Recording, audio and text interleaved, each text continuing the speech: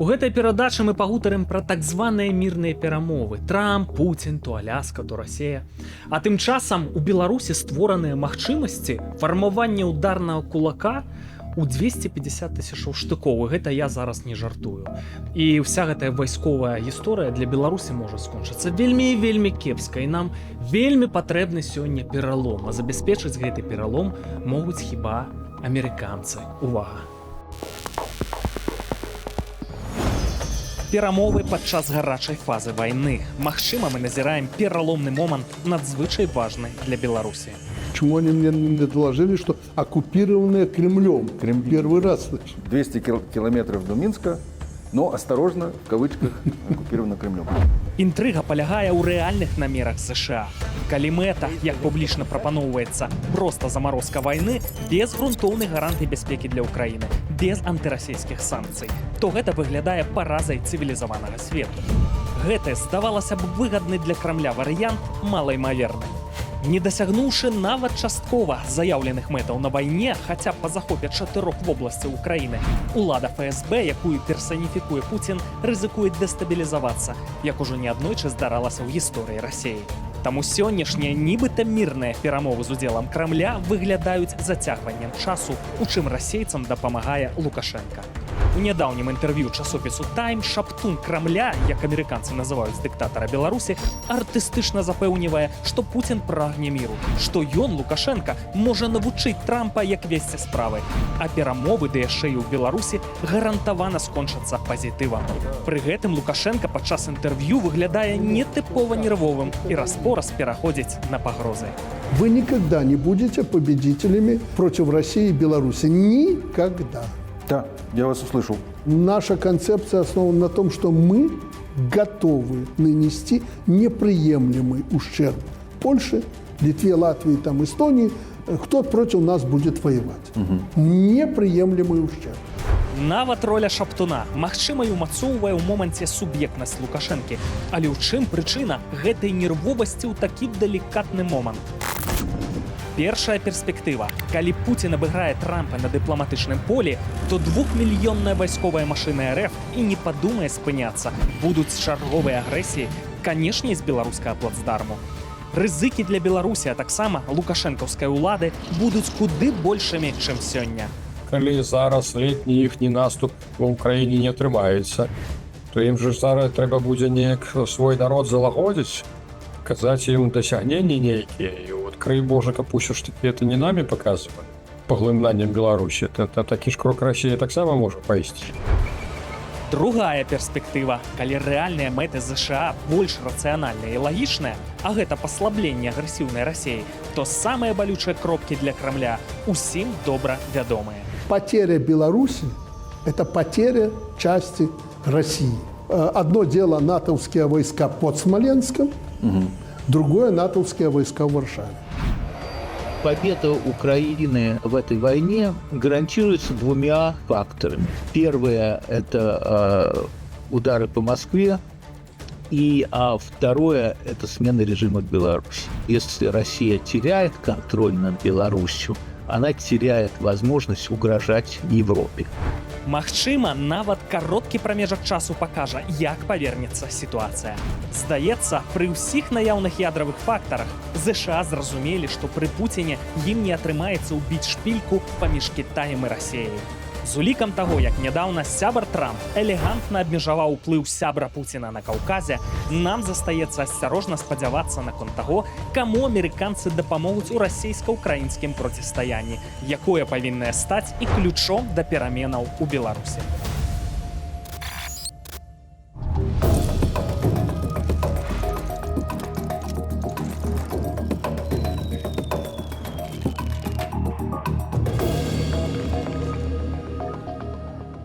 Вітаю ў студыі Ірыну Шчасную, экс-палітзняволеную, палітолага паводле адукацыі, прадстаўніцу асацыяцыі палітвязняў «Даволі». Вітаю. Разам з намі Юрась Губарэвіч, Рух за свабоду. Дзень добры. Спадарня Ірына, як вы лічыце, чым скончыцца гэта актыўнасць Трампа? Ён заадно з Пуціним, не заадно, да чаго ідзе справа? Трэба ўлічваць, што Трамп гэта не толькі кіраўнік такой дзяржавы, як ЗША, гэта яшчэ і бізнесмен, які дарваўся да ўлады. Кожны яго палітычны крок вельмі прагматычны і скіраваны на тое, каб атрымаць пэўны фінансавы прыбытак. Я не разлічваю на тое, што гэты сепаратны мір, калі перамовы адбудуцца, прынясе Украіне нешта такое, чаго яна зараз чакае. Што робяць грошы, так? І калі от сыходзіш з такіх менавіта прынцыпаў, спадар Юрась, а ці не адбываецца ў нас вось Мюнхенская змова 2? Вот дазвольце мне, я для гледашоў зраблю такі гістарычны экскурс. 1938 год, значыцца, Даладье, прэм'ер Францыі, Чэмберлен, прэм'ер Брытаніі, любілі хобі ў іх было уміратвараць Гітлера. Вось партнёр там дзеля міру і гэтак далей. І была такая ў верасні 1938 года Мюнхенская змова, змусілі Чэхаславакію здаць Судэцкую вобласць, якая была зусім не маленькая. І тлумачылася, то бок Гітлер ужо там рыхтаваўся на ўвесь свет наступаць, паліць там мільёны людзей у пячах, а яны от мір, чымсьці нагадвае сённяшні час, вот як уміратвараюць Пуціна. Ну і што, чым это скончылася? Вы думаеце, Гітлер спыніўся? Мы ведаем, што не спыніўся. І Пуцін не спыніцца зараз. І праз паўгода пасля Мюнхенскай змовы ўжо не было ні Чэхаславакіі, ні Чэхіі незалежнай. Менш чым праз год пачалася Другая сусветная вайна ў Еўропе. За геаграфічнае становішча Беларусі нашыя гарады, ну тады яны як бы не ў складзе БССР былі, але тым не менш, Берасце, Баранавіч, Ліда, Гародня, Люфтваффе бамбілі з першых дзён. І ў 1939 годзе ў верасні у Берасці праходзіў ужо нацысцкі парад, сталіністы, якія былі нацыстам партнёра, за гэтым назіралі. Вось такая Мюнхенская змова. Урокі, здаецца, з гісторыі не робяцца. Ці не бачым мы сёння нешта падобнае? Зараз, калі размова ідзе пра міждамовы паміж Трампам і Пуцінам, то Еўрапейскі саюз тут як бы выпадае, але якраз такі ён мусіць сказаць ключавое слово. І калі мы гаворым пра тую ж Брытанію, Францыю, а нават і Германію ў сённяшняй сітуацыі, то у іх абсалютна іншае бачанне, чым можа быць бачанне ў Трампа і ЗША. Таму наўрад ці пойдуць яны на такія змовы, тым больш што урокі гісторыі яны былі вымушаны вывучыць. І зараз відавочна назіраюць таксама, што калі Пуціну прадставіць нейкія саступкі і пайсці насустрач даць нейкія тэрыторыі, наступнай мэтай ваеннай цэлью будзе якраз такі тэрыторыя краінаў Еўрапейскага саюза. І навошта ім гэта? Таму тут значна больш шырокае кола гульцоў і інтарэсы ў іх абсалютна супрацьлеглыя. Ну, як бы гучаць самыя розныя меркаванні, у тым ліку такія ад Юрыя Фельштінска, гісторыка, так, пра то, што наадварот Трампу хацелася б, так, значыцца, Трамп гатовы здаць Еўропу, каб потым яе ўратаваць і Make America Great Again. Розныя ёсць меркаванні, но я хачу пра самае важнае спытацца пра Беларусь, таму што, даруйце, сітуацыя больш чым небяспечная. Вы ж ведаеце, што здарылася ва ўкраіне? Значыцца, там, дзе славянска-краматорская агламерацыя, непадалёк Пакроўск, Канстанцінаўка, дзе была база полка Каліноўская, там з 2014 года капітальныя умацаванні, якія, ў прынцыпе, дазвалялі расейцаў усе гэтыя гады не прапускаць. На жаль, у раёне там населенага пункта Дабрапілля расейцы нядаўна прарвалі гэтыя умацаванні. І гэта тое, чаго многія баяліся яшчэ ў 2022 годзе, бо за гэтымі капітальнымі умацаваннямі там все аператыўныя прасторы да Днепра, вельмі небяспечная сітуацыя. І ў гэтай сітуацыі небяспечная, калі расейцы маюць не проста нейкі тактычны, аператыўны поспех. У Беларусі вучэнні Захад 2025, і ўжо вельмі сур'ёзныя вайсковыя эксперты, напрыклад, Сергій Грабскі, кажуць, што все, у Беларусі створаныя магчымасці для таго, каб стварыць ударны кулак у 250 тысячаў байцоў. Што ў Беларусі зрабілі, падвялі заканадаўства да таго, што могуць кожны момант мабілізаваць да 150 тысяч беларусаў. Все, мабілізацыя, межы закрываюцца, вайна. Ну і падагнаць там мінімум 100 тысяч там расейцаў. У іх войска 2 мільёны і пачнецца агрэсія. Ці зноўку у кірунку Кіева, ці, як вы ўжо, спадар Юрась, сказалі, у кірунку краін Балтыі, а можа быць Польша. І гэта, сябры, гэта вайна, это варыянт, вот як было падчас Другой сусветнай вайны. Вось якая небяспечная сітуацыя. То бок, даруйце, І мы з вялікай доляй імавернасці, калі это все рэалізуецца, можам быць нежывыя. І гледачы, якія глядзяць эту праграму, могуць ужо праз пэўны час быць на тым свеце. Ну, глядзіце, што тычыцца будучых вучэнняў, якія мусяць прайсці на тэрыторыі Беларусі.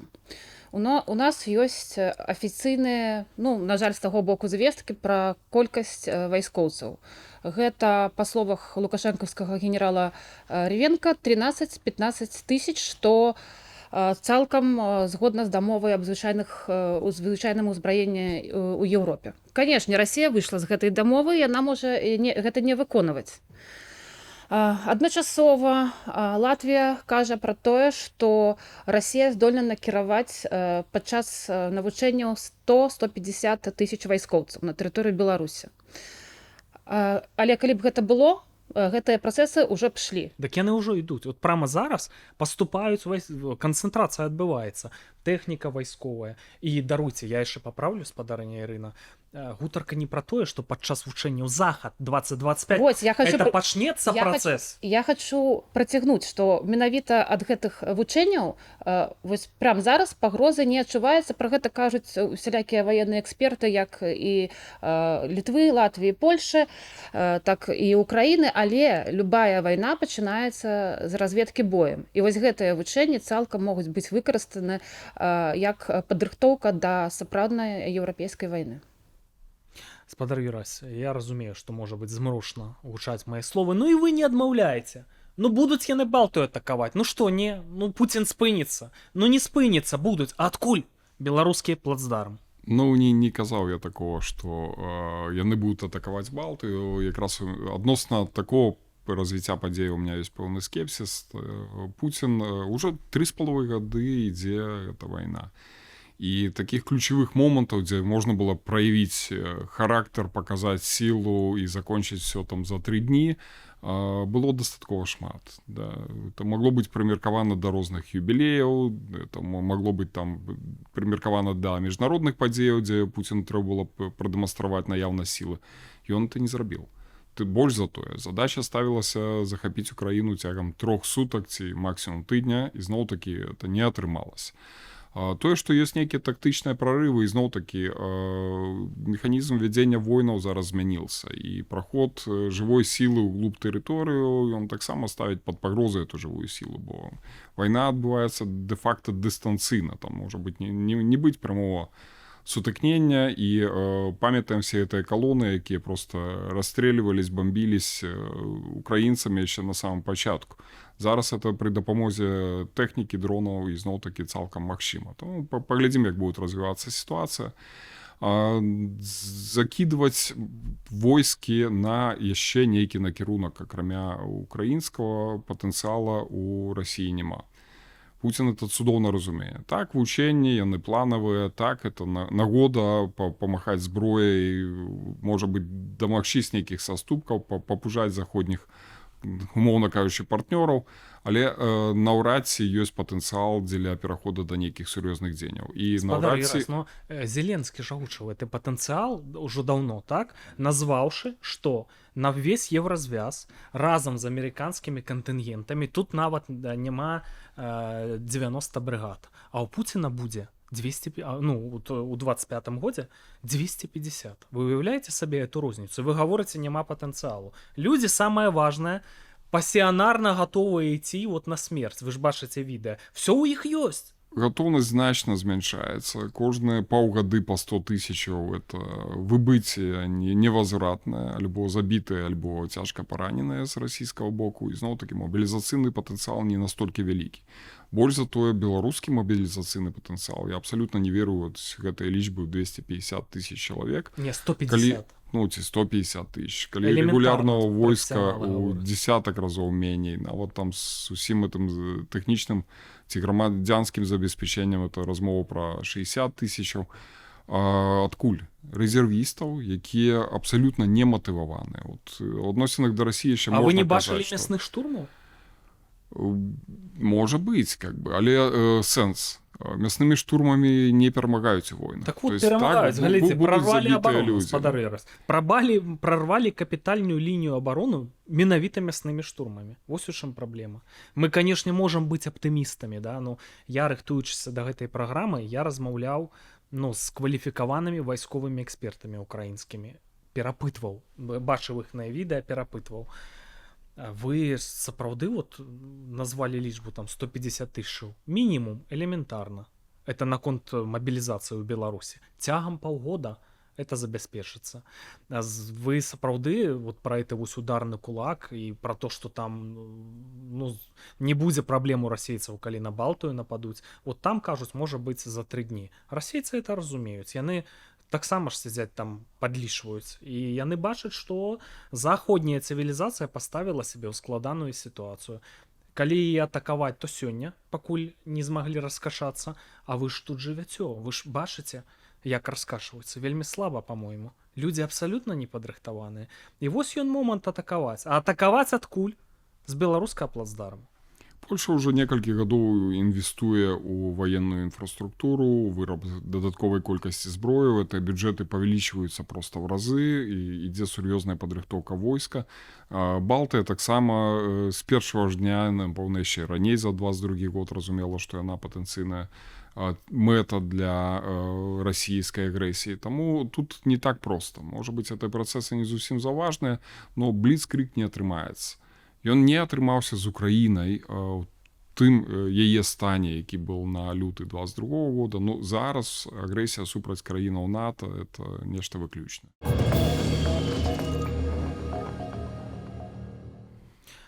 Спадар Юрась, глядзіце, калі спраўдзіцца апакаліптычны сцэнар, а я прямо кажу апакаліптычны, таму што ж ужо ж зброя, якая, паглядзіце, так, ядравая і гэтак далей, это можа перарасці ў сапраўдны кашмар. Тады, хто выжыве, будуць абвінавачваць і Трампа, і Захад, і Еўропу, і дэмсілы беларускія таксама і вас. Дарэчы, вы ж былі, канешне, на канферэнцыі «Новая Беларусь». У 5-й раз яна праводзілася, на мінулых выходных прайшла. Сітуацыя сёння наступная. Нашу праграму глядзяць беларусы ўнутры краіны. Сказаць шчыра, мы так медыйна назіраем там за цікаўнасцю людзей. Атачэнне Ціханаўскай, датычна Паўла Латушкі трошкі лепш. Але папулярнасць, так скажам, легітымнага суб'екта, як называюць атачэнне Ціханаўскай, так, нізкая ў Беларусі. Скандалаў многа там і гэтак далей. Вы маглі б сёння, вы там прысутнічалі, прайшоў умоўны электаральны цыкл, патлумачыць мне, нашым гледачам, якія ўвогуле дасягненні ў атачэнні Ціханаўскай і Латушкі цягам апошніх 5 гадоў? Першае і самае галоўнае – это міжнароднае прадстаўніцтва. Это тое, чаго не мае Лукашенка за гэтыя 5 гадоў. І, напэўна, за папярэднія 20 ці больш гадоў свайго кіравання ў Беларусі ён этого не меў. То есть сустрэчы на такім узроўні, падняццё беларускай павесткі і незалежнай павесткі, не прарэжымнай. Дэмакратычныя сілы прадстаўлены на найвышэйшым узроўні на сёння. І это дзякуючы наяўнасці Светланы Ціханаўскай. І другая заслуга за гэтыя 5 гадоў – это пэўная інстытуцыялізацыя. Наяўнасць кабінета, які прадстаўлены, у якім ёсць прадстаўнікі па розных накірунках, это палітычны ўзровень, это якраз такі рэальнае прадстаўніцтва і грамадзянскай супольнасці, і розных сфераў, і наяўнасць каардынацыйнай рады, якая выбарны орган.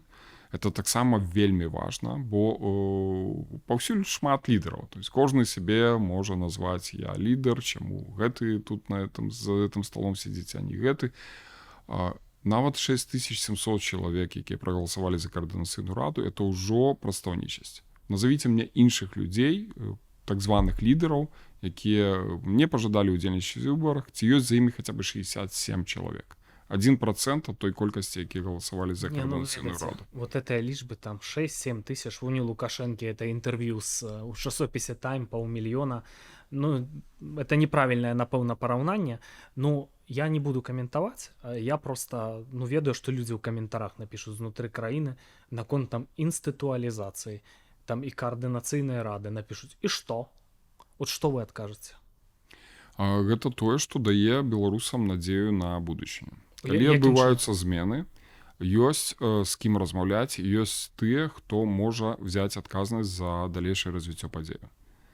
Бо ізноў-такі это ж элементарныя рэчы, как бы калі заўтра нешта адбываецца з Лукашэнкам, хто прыходзіць кіраваць у Беларусі, хто прыходзіць прымаць рашэнні. Так, это да пераходу да рэальных дэмакратычных працэсаў, абраных органаў, парламента і так далей, ўсё роўна спатрэбіцца нейкі перыяд часу. Вось хто ў гэты перыяд часу будзе кантраляваць сітуацыю. У дэмакратычных сілаў эта структура выбудавана. Чаму яна і падвяргаецца рэгулярна атакам, тым ліку з боку Лукашэнка. Вот падаецца, ўжо забыл бы, там людзі з'ехалі, людзі дзесьці далёка ў Варшавах, там яшчэ далей. Не. Кожны дзень узгадвае, кожны дзень крымінальныя справы новыя, пошук нейкіх там магчымых уязвімасцей і так далей, атакі і персанальна на лідараў, на структуры і так далей. Таму што Лукашенко таксама это разумее, бо ёсць альтэрнатыва.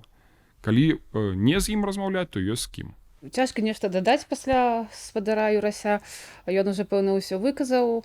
Адзінае, што яшчэ я заўважу, што як бы не было складана, як бы не ішла зараз праца, ўсё ж такі робіцца адна вельмі важная справа ў тым, што ўсё ж такі набліжаныя структуры да дэмсілаў працягваюць эвакуваць людзей з Беларусі. Для мяне гэта тема вельмі балючая і важная, бо я сама праз гэта прайшла, і я ведаю, як гэта складана, але тым не менш гэтыя працэсы зараз яшчэ трываюць. То бок, калі вы выйшлі з вязніцы, і там праблемы у вас адразу ж пачаліся сур'ёзныя, вам дапамаглі эвакуявацца? Адразу. Пісала нейкі контрсцэнар, навпісывалі негадзяі, а я павінен чытаць і Можам не пытацца. па сцэнару. Глядзіце, да. Не, я ў экспрэс-фармаце, бо адхіліўся ад тэмы, так? От часта гучыць інфармацыя, там у соцсетках, скажем так, што за гэтыя 5 год, значыцца, дэмсілы, якія там увасабляе Ціхановская, патрацілі 370 мільёнаў $. Вот я просто хочу у вас пытацца, вы, напэўна ж, кампетэнтны в этом пытанні чалавек. 370 мільёнаў, не мільярдаў.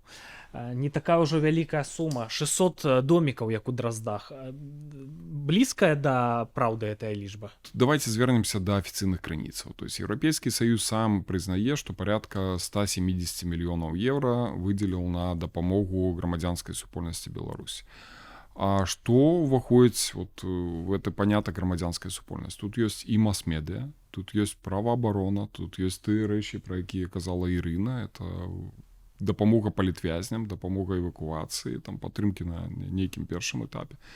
Ёсць таксама сфера культуры, ёсць сфера адукацыі беларускай і гэтак далей. І ў сярэднім эта лічба складае 30 мільёнаў на год. Зараз якраз такі вядуцца размовы і перамовы пра наступныя 3 гады і вызначэнне прыярытэтаў. В этом я непасрэдна задзейнічаны, таму тут магу сказаць як эксперт, прадстаўляю пазіцыю каардынацыйнай рады. І эта лічба не будзе павялічвацца, на жаль, можа быць, нават будзе зменшана. Размова пра 30 мільёнаў еўра на год з боку Еўрапейскага Саюза. І абсалютна на шырокі пералік сфераў і шырокі пералік прыярытэтаў. Калі ўжо казаць пра непасрэдна то, якія сумы дойдуць да непасрэдных выканаўцаў, скажам, там, тых, хто будзе рэалізоўваць нейкія задачы, яны могуць быць на парадак менш, тому што ёсць розныя пасярэдніцкія структуры і, сітуацыя такая, што часам это сыходзіць на ўтрыманне пэўнага персанала тых, хто займаецца размяркоўваннем сродкаў. Не беларуская пры гэтым персанала. Як ёсць, адзінае, што мы мусім, канешне, быць ўсё роўна ўдзячнымі, таму што раней, тут ізноў-такі унікальная сітуацыя для Беларусі, што вось гэта ацэнка патрэбаў, это інструмент, раней рэалізованы был праз беларускія ўлады, праз урад Беларусі афіцыйны. І ішоў на патрэбы, якія вызначаў сам Лукашенко праз свой падкантрольны ўрад. Зараз дэмакратычныя сілы могуць прэтэндаваць на такую падтрымку. Спадар Юрась, неважна, 30 мільёнаў, не 30 мільёнаў. Ядравы грыб, не дай бог, усё зжарэ.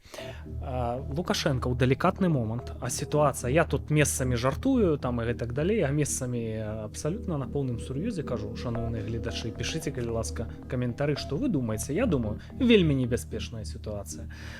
І Лукашенко в этот делікатны момант, калі Пуціну патрэбны это беларускі плацдарм, просіць Саймона Шустера, часопіс Time, от тыдзень таму выпусцілі відэаверсію гэтага інтэрв'ю. Напэўна, і вы таксама паглядзелі. Я нагадаю нашим некаторым гледачам, там, канешне, гушалі всякія каларытныя рэчы пра тое, што на Украіну Лукашенко не нападаў, не удзельнічаў у гэтым. Это Пуцін так адводзіў войскі ў Расею праз Кіеў. Давайте паслухаем. Можете верить, можете нет, у нас проходили учения. Учение закончилось. Они начали выводить войска. Начали выводить войска. Это, если вы представляете, Гомель по югу, где-то самолетом, ну, в основном по железной дороге. Это прям практически на границе с Украиной. Да. В какой-то момент... Повернули направо. Совершенно верно. И зашли в Украину. Да. Во время этого вывода, ну, это буквально несколько часов. Я всегда так говорю, вы знаете, почему вдруг, войска были Восточного округа, с востока России. И я говорю, почему войска России через Киев пошли на восток России, почему Путин выводил их через Киев в Россию, но это к Зеленскому вопрос и к Путину. Ну, Лукашенко в этом интервью казаў, што Трамп сябе неправільна паводзіць падчас там перамоваў з Пуціним. І ён, Лукашенко, можа Трампа навучыць, а як трэба. І ввогуле, што перамовы павінныя праводзіцца ў Беларусі, і тады все будзе просто чыкі-пыкі. Ну, ведаеце, вот у мяне такое вот было ўражанне, нетыпова сябе падчас гэтага інтэрв'ю паводзіў Лукашенко. Занадта ён быў нервовы. Вот гэтыя пагрозы 4 разы я налічыў, калі ён в адкрытую пагражаў і ядравай зброяй, і там адказ, вот што мы ў сюжэце паказвалі, непрыемлемы там адказ там і гэтак далей. Я звярнула увагу на тое, што там была такая супярэчлівасць вельмі цікавая. Так, ён сапраўды казаў і пра комплекс Арэшнік, і пра ядравую зброю, і казаў, што ён адкрыта рыхтуецца да вайны, і ў той жа час, калі яго запыталі, ці збіраецца Пуцін нападаць на краіны НАТО, Лукашенко пачаў запэўніваць слухачоў, гледачоў, чытачоў, што ні ў якім разе, калі вы толькі самі там нешта не зробіце. Пытанне, што зробіце, Рэйхстаг падпаліць. Таму агулам, канешне, нічога незвычайнага я такога не заўважыла. Гэта яго тыповыя паводзіны, гэта тыповы блеф з тымі ж самымі войскамі, якія нібыта выводзілі праз Украіну. Тое, што ён нерваваўся, ну, у яго зараз становішча не вельмі. Аб'ектыўна яму ставяць умовы. У Крымле гэтыя умовы. Таму яму цяжка, і які-ніякі, але ж чалавек, і па ім гэта відаць. Спадар Юрась, ну все одно, я вот это интервью глядзеў, пагроза на пагрозе, а потым я прыгадваю вот это зноў візіт на Валаам с этой свечкой, штосьці там не то, як вы думаеце? Ну, ён з Пуціным заадно, это ўжо два брата-акрабата, ці гатовы ён на кульбіты? Што, вот, якія у вас высновы з вот этих інтэрв'ю і паводзінаў Лукашэнкі? Лукашенко, як і быў, так і застаецца толькі сам за сябе. То есть, калі ему тактычна выгодна дзесьці пахадзіць са свечкай, ён паходзіць побач з Пуціным са свечкай. Калі ему падаецца, што можна размарозіць адносіны са Злучанымі Штатамі Амерыкі, ён з задавальненнем запросіць прадстаўнікоў і нават будзе гатовы на вызваленне палітвязняў, прычым з дастаткова гучнымі імёнамі і тых, каго ён лічыць асабістымі ворагамі. Таму тут в такім кантэксце это і трэба разглядаць. Інтэрв'ю, як вядома, Лукашенко выпрошваў.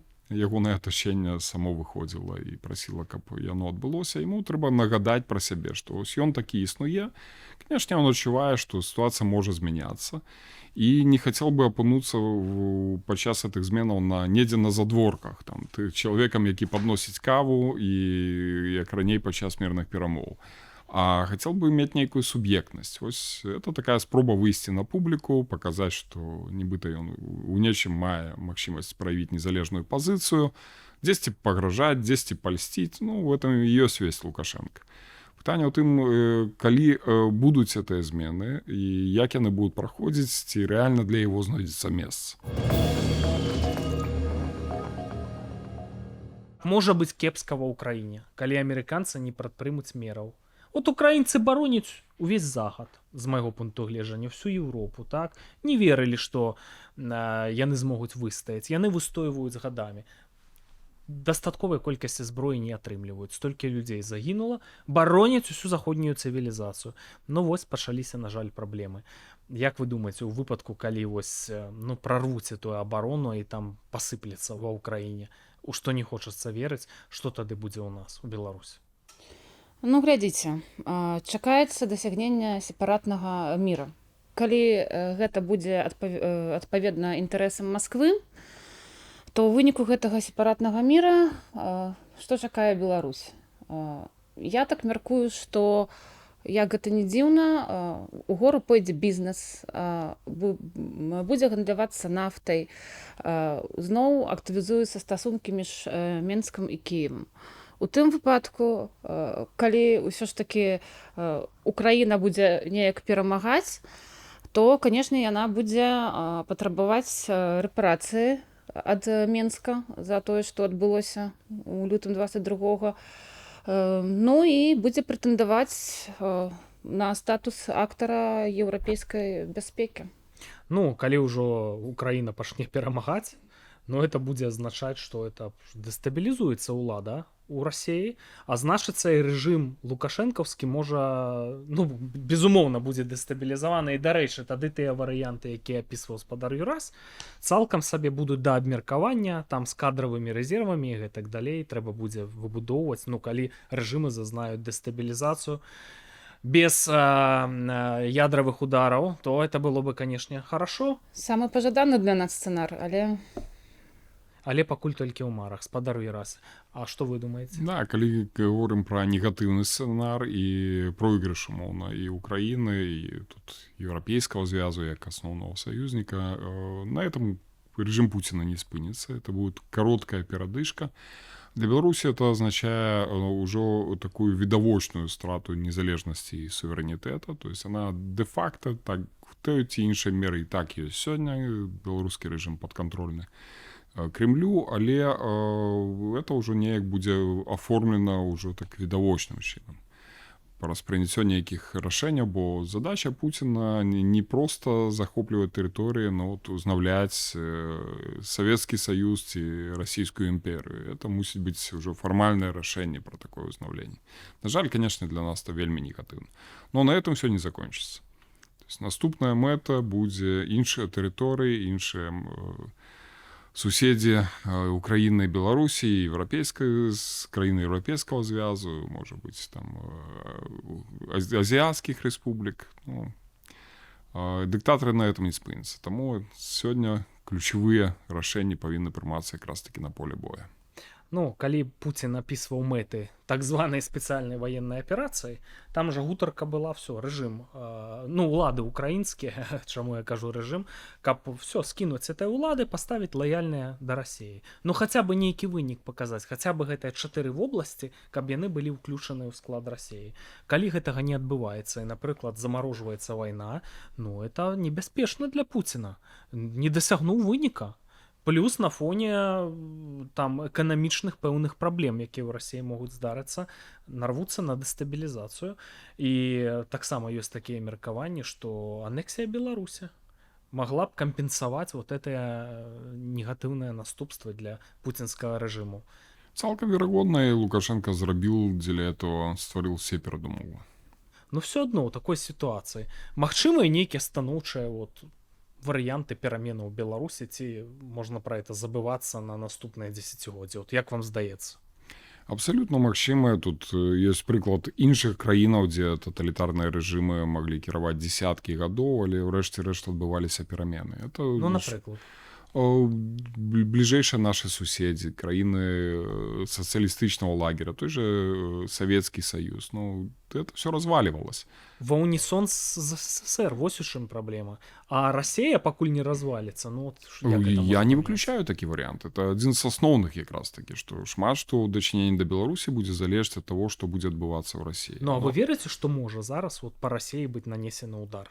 пры той інфармацыі, што мы маем пра гэтых паводзінах Трампа? Вот просто які можа быць алгарытм для нас станоўчы? Могут быть не только знешнія абставіны, то есть знешнія ўплывы, удар, от як сказано, там ці нейкая военная параза, унутраныя могуць быць, і зноў такі эканамічныя чыннікі, бунт элітаў і гэтак далей.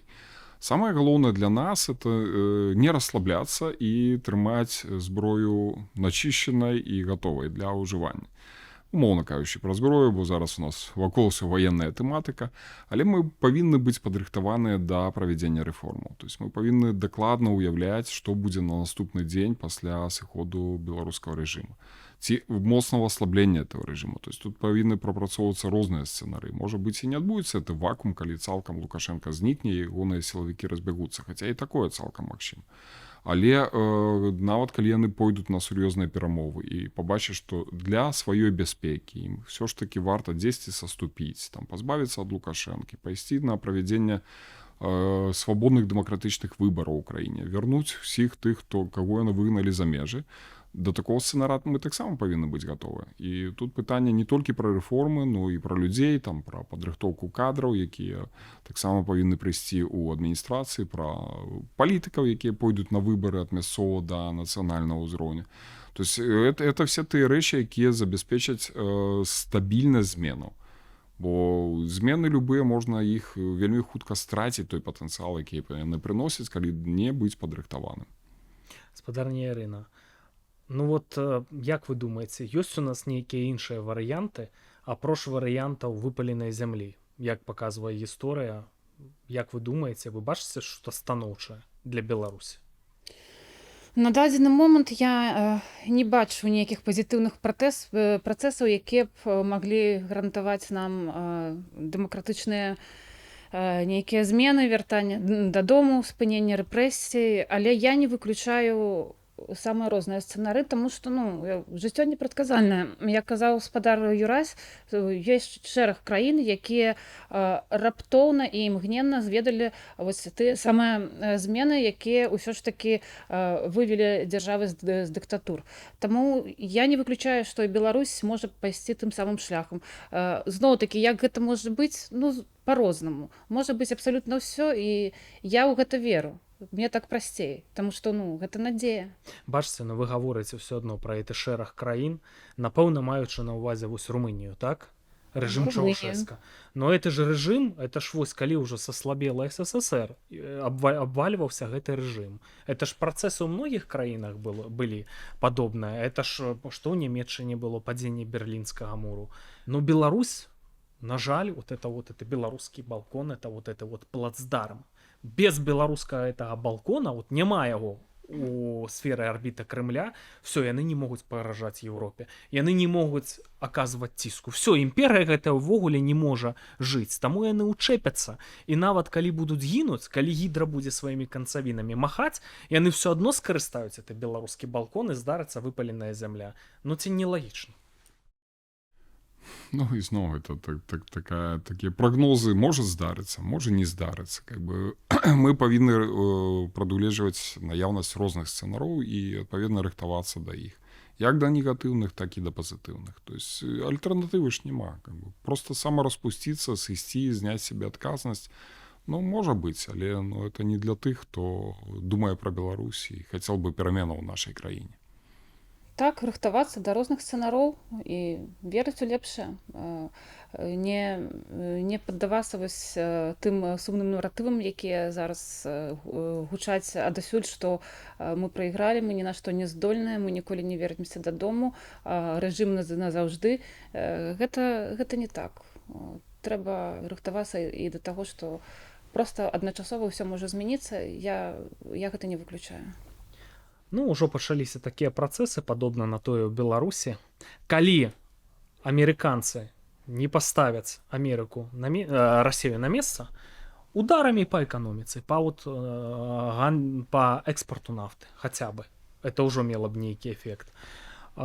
Пастаўкамі найлепшай зброі ва ўкраіну, каб маглі біць па Маскве і Пецярбурзе. Калі гэтага не адбудзецца, калі яны не змогуць нанесці па Расіі рэальны удар, каб паставіць іх на месца, ну, расейцы, мне здаецца, задзейнічаюць беларускі балкон для самых страшных рэчаў, таму хутка 20-й год, прайгралі, не прайгралі, такіх нават не будзе падымацца пытанняў. Я дзякую гасцям за ўдзел у этой праграме. Шаноўныя гледачы, а якое вашае меркаванне? Паводле вашай логікі, як вам здаецца, вось гэтыя мірныя перамовы, так званыя, да чаго яны ў выніку прывядуць? Гэтыя Аляскі, Расеі, Трампы, Пуціны, да чаго, да якіх сцэнароў? Да вельмі небяспечных, якія я апісваў, ці да больш аптымістычных, пра якія сёння казалі нашыя госці? Чакаю вашых каментароў. Гэта была перадача «Карані праблемы».